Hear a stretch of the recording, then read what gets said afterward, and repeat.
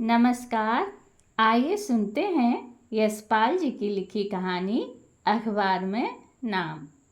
जून का महीना था, दोपहर का समय और धूप कड़ी थी। ड्रिल मास्टर साहब ड्रिल करा रहे थे। मास्टर साहब ने लड़कों को एक लाइन में खड़े होकर डबल मार्च करने का ऑर्डर दिया। लड़कों की लाइन ने मैदान का एक चक्कर पूरा कर दूसरा आरंभ किया था कि अनंतराम गिर पड़ा।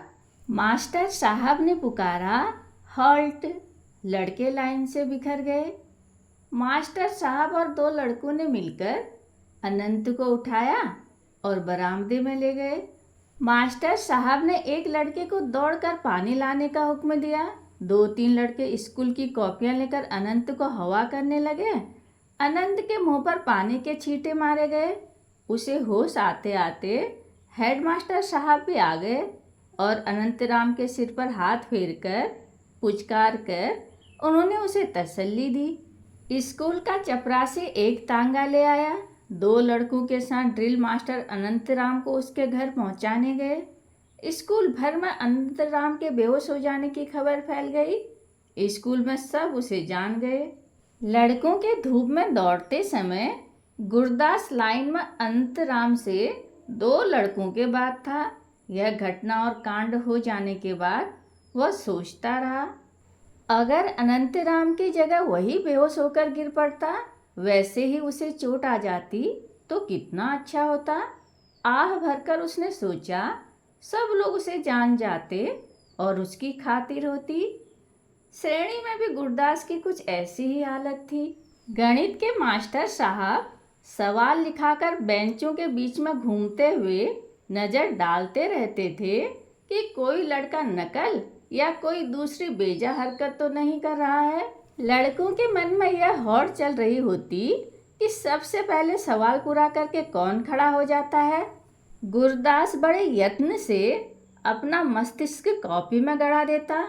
उंगलियों पर गुणा और योग करके उत्तर तक पहुंच ही रहा होता है कि बनवारी सवाल पूरा करके खड़ा हो जाता। गुरदास का उत्साह भंग हो जाता और दो तीन पल की देर यूं भी हो जाती। कभी कभी सबसे पहले सवाल कर सकने की उलझन के कारण कहीं भूल भी हो जाती। मास्टर साहब शाबाशी देते तो बनवारी और खन्ना को और डांटते तो खलीफ और महेश का ही नाम लेकर। महेश और खलीफ न केवल कभी सवाल पूरा करने की चिंता करते बल्कि उसके लिए लज्जित भी न होते। नाम जब कभी लिया जाता तो बनवारी, खन्ना, खलीफ और महेश का ही, गुरदास बेचारे का कभी नहीं। ऐसी ही हालत व्याकरण और अंग्रेजी क्लास में भी होती। कुछ लड़के पढ़ाई लिखाई में बहुत तेज होने की प्रशंसा पाते और कोई डांट डपट के प्रति निर्दंड होने के कारण बेंच पर खड़े कर दिए जाने से लोगों की नज़र में चढ़कर नाम कमा लेते। गुरदास बेचारा दोनों तरफ से बीच में रह जाता। इतिहास में गुरदास को विशेष रुचि न थी। शेरशाह सूरी और खिलजी की चढ़ाइयाँ और अकबर के शासन के वर्णन उसके मस्तिष्क में सचित्र होकर चक्कर काटते रहते। वैसे ही शिवाजी के अनेक किले जीतने के वर्णन भी वह अपनी कल्पना में अपने आप को शिवाजी की तरह ऊंची नोकदार पगड़ी पहने, छोटी दाढ़ी रखे और वैसा ही चोंगा पहने, तलवार लिए सेना के आगे घोड़े पर सर पर दौड़ता चला जाता देखता। इतिहास को यूं मनस्थ कर लेने या इतिहास में स्वयं समा जाने पर भी गुरदास को इन महत्वपूर्ण घटनाओं की तारीखें और सन याद न रहते थे, क्योंकि गुरदास के काल्पनिक ऐतिहासिक चित्रों में तारीखों और सनों का कोई स्थान न था। परिणाम यह होता कि इतिहास की क्लास में भी गुरदास को शाबाशी मिलने या उसके नाम पुकारे जाने का समय न आता। सबके सामने अपना नाम पुकारा जाता सुनने की गुरदास की महत्वाकांक्षा उसके छोटे से हृदय में इतिहास के अतीत के बोझ के नीचे दबकर सिसकती रह जाती। 30 पर इतिहास के मास्टर साहब का प्राय कहते रहना कि दुनिया में लाखों लोग मरते जाते हैं, परंतु जीवन वास्तव में उन्हीं लोगों का होता है जो मरकर भी अपना नाम जिंदा छोड़ जाते हैं। गुरदास के सिसकते हृदय को एक और चोट पहुंचा देता। गुरदास अपने माता पिता की संतानों में 3 बहनों का अकेला भाई था। उसकी माँ उसे राजा बेटा कहकर पुकारती थी। स्वयं पिता रेलवे के दफ्तर में साधारण क्लर्की करते थे। कभी कह देते थे कि उनका पुत्र ही उनका और अपना नाम कर जाएगा। ख्याति और नाम की कमाई के लिए इस प्रकार विस्तार दी जाती रहने वाली उत्तेजनाओं के बावजूद गुरदास श्रेणी और समाज में अपने आप को किसी अनाज की बोरी के करोड़ों एक ही से दानों में से एक साधारण दाने से अधिक अनुभव न कर पाता था। ऐसा दाना कि बोरी को उठाते समय वह गिर जाए तो कोई ध्यान नहीं देता। ऐसे समय उसकी नित्य कुचली जाती महत्वाकांक्षा चीख उठती कि बोरी के छेद से सड़क पर उसके गिर जाने की घटना ही ऐसी क्यों न हो जाए कि दुनिया जान ले कि वह वास्तव में कितना बड़ा आदमी है और उसका नाम मोटे अक्षरों में अखबारों में छप जाए। गुरदास कल्पना करने लगता कि वह मर गया है, परंतु अखबारों में मोटे अक्षरों में छपे अपने नाम को देखकर मृत्यु के प्रति विद्रूप से मुस्कुरा रहा है। मृत्यु उसे समाप्त न कर सकी। आयु बढ़ने के साथ साथ गुरदास के नाम कमाने की महत्वाकांक्षा उग्र होती जा रही थी, परंतु उस स्वप्न की पूर्ति की आशा उतनी ही दूर भागती जान पड़ती थी। बहुत बड़ी बड़ी कल्पनाओं के बावजूद वह अपने पिता पर कृपा दृष्टि रखने वाले एक बड़े साहब की कृपा से दफ्तर में केवल क्लर्क ही बन पाया। जिन दिनों गुरदास अपने मन को समझाकर यह संतोष दे रहा था कि उसके मोहल्ले के 1000 से अधिक लोगों में किसी का भी तो नाम कभी अखबार में नहीं छपा, तभी उसके मोहल्ले में एक निसंतान लाला ने अपनी आयु का संचित गुप्त धन प्रकट करके अपने नाम से एक स्कूल स्थापित करने की घोषणा कर दी। लाला जी का अखबार में केवल नाम ही प्रशंसा सहित नहीं छपा, उनका चित्र भी छपा। गुरदास आह भर के रह गया। साथ ही अखबार में नाम छपवाकर नाम कमाने की आशा की बुझती हुई चिंगारियों पर राख की एक और तह पड़ गई। गुरदास ने मन को समझाया कि इतना धन और यश तो केवल पूर्व जन्म के कर्मों के फल से ही पाया जा सकता है। इस जन्म में तो ऐसे अवसर और साधन की कोई आशा उस जैसों के लिए हो ही नहीं सकती थी। उस साल बसंत के आरंभ में शहर में प्लेग फूट निकला था। दुर्भाग्य से गुरदास के गरीब मोहल्ले में गलियां कच्ची और तंग होने के कारण बीमारी का पहला शिकार उसी मोहल्ले के दुलारे नाम का व्यक्ति हुआ। मोहल्ले के गली के मुहाने पर रहमान साहब का मकान था। रहमान साहब ने आत्मरक्षा और मोहल्ले की रक्षा के विचार से छूत की बीमारी के अस्पताल को फोन करके एम्बुलेंस गाड़ी मंगवा दी। बहुत लोग इकट्ठे हो गए। दुलारे को स्ट्रेचर पर उठाकर मोटर पर रखा गया और अस्पताल पहुंचा दिया गया। म्यूनिसिपैलिटी ने उसके घर की बहुत जोर की सफाई की। मोहल्ले के हर घर में दुलारे की चर्चा होती रही। गुरदास संध्या समय थका मांदा और झुंझलाया हुआ दफ्तर से लौट रहा था। तभी भीड़ में से अखबार वाले ने पुकारा, आज शाम की ताज़ा खबर, नाहर मोहल्ले में प्लेग फूट निकला, आज की खबरें पढ़िए। अखबार में अपने मोहल्ले का नाम छपने की बात से गुरदास सिहर उठा। उसका मस्तिष्क चमक उठा। ओह, दुलारे की खबर छपी होगी। अखबार प्राय वह नहीं खरीदता था, परंतु अपने मोहल्ले की खबर छपी होने के कारण उसने 4 पैसे खर्च कर अखबार ले लिया। सचमुच दुलारे की खबर पहले पृष्ठ पर थी। लिखा था, बीमारी की रोकथाम के लिए सावधान, और फिर दुलारे का नाम और उसकी खबर ही नहीं, स्ट्रेचर पर लेटे हुए घबराहट में मुंह खोले हुए दुलारे की तस्वीर भी थी।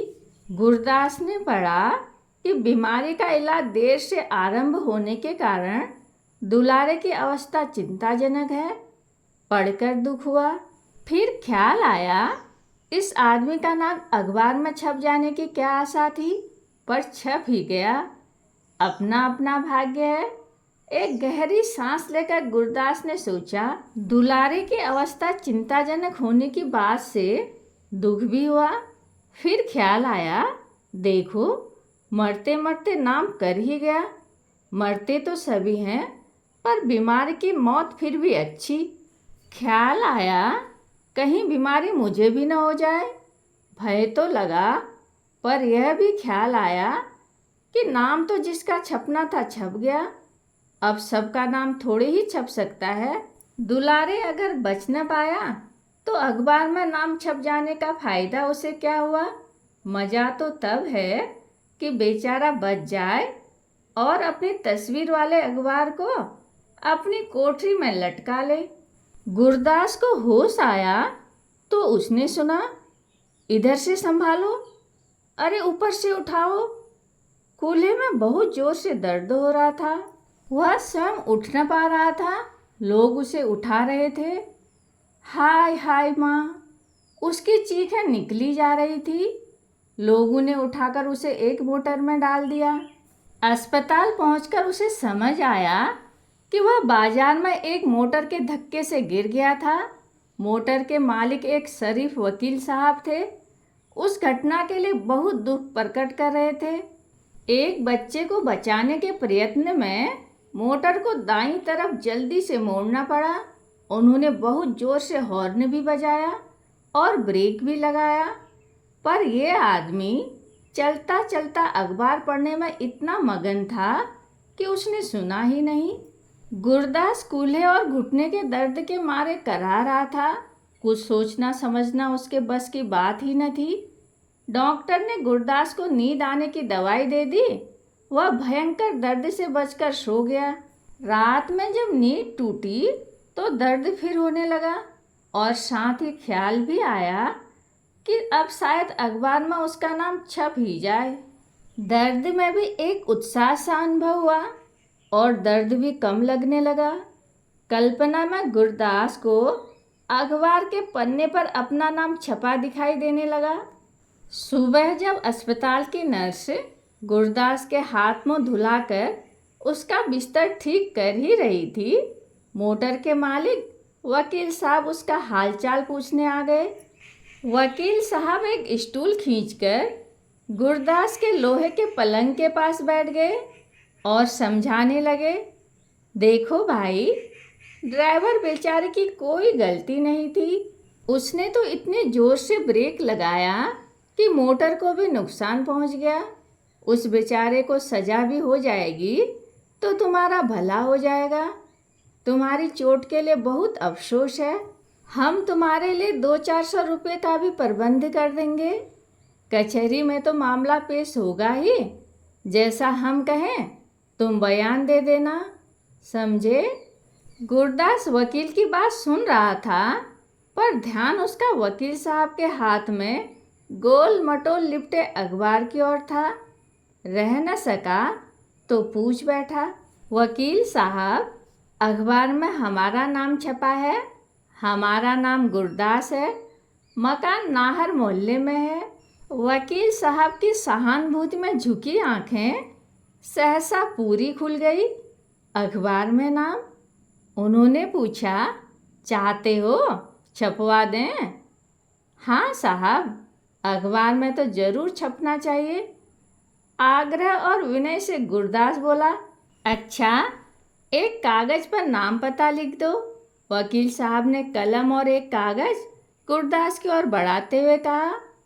अभी नहीं छपा तो कचहरी में मामला पेश होने के दिन छप जाएगा, ऐसी बात है। गुरदास को लंगड़ाते हुए ही कचहरी जाना पड़ा। वकील साहब की टेढ़ी जिरह का उत्तर देना सहज न था। आरंभ में ही उन्होंने पूछा, तुम अखबार में नाम छपवाना चाहते थे? जी हाँ, गुरदास को स्वीकार करना पड़ा। तुम्हें उम्मीद थी कि मोटर के नीचे दब जाने वाले आदमी का नाम अखबार में छप जाएगा? वकील साहब ने फिर प्रश्न किया। जी हाँ, गुरदास कुछ झिझका पर उसने स्वीकार कर लिया। अगले दिन अखबार में छपा, मोटर दुर्घटना में आहत गुरदास को अदालत ने हर्जाना दिलाने से इनकार कर दिया। आहत के बयान से साबित हुआ कि अखबार में नाम छपाने के लिए वह जानबूझकर मोटर के सामने आ गया था। गुरदास ने अखबार से अपना मुंह ढांप लिया। किसी को अपना मुंह कैसे दिखाता? कहानी सुनने के लिए धन्यवाद।